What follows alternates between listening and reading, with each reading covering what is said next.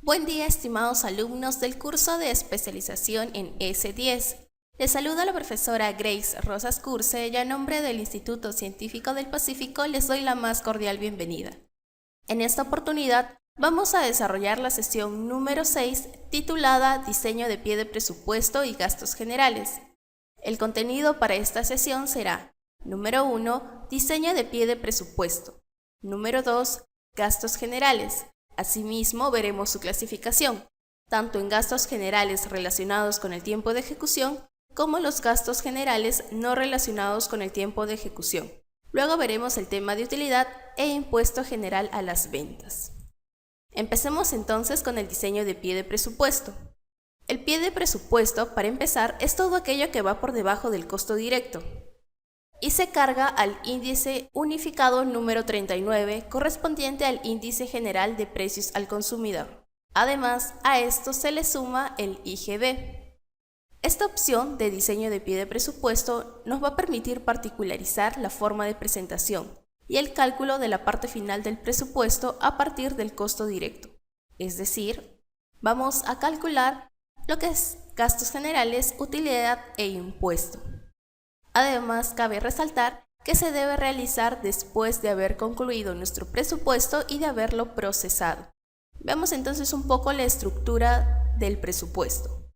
Para empezar, tenemos el título de nuestro proyecto o la descripción, el cual hacemos el registro en el escenario de datos generales. Asimismo, especificamos una ubicación, la fecha y empezamos a realizar nuestras partidas en el escenario de hoja de presupuesto. A continuación, lo que hacemos nosotros es procesar nuestro presupuesto y obtenemos el monto total a costo directo. Hasta ahí nosotros tendríamos como dato únicamente el costo directo de nuestro presupuesto.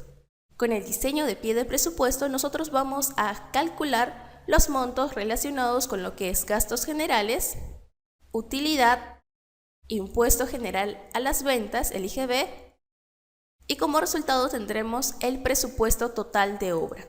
Bien, entonces veamos un poco las variables. Existen dos tipos de variables: las variables obligatorias y las variables auxiliares.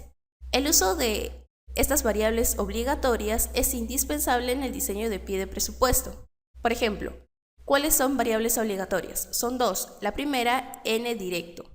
El sistema agrupa todo el monto del costo directo producto del cálculo del presupuesto. Es decir, una vez que realizamos el procesamiento, el dato que obtenemos de costo directo se almacena en esta variable. Por lo tanto, nosotros debemos utilizarla y no cambiar dichos caracteres que conforman la variable. La otra variable es P_T. Esta variable, que debe usarse en la fila total del presupuesto, como habíamos visto, al final, tiene la finalidad de transformar los montos que son en números a letras.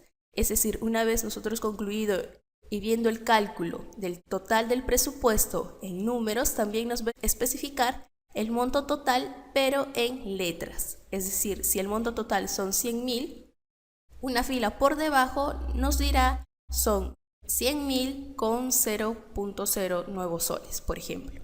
Luego están las variables auxiliares. Tenemos 4 variables auxiliares.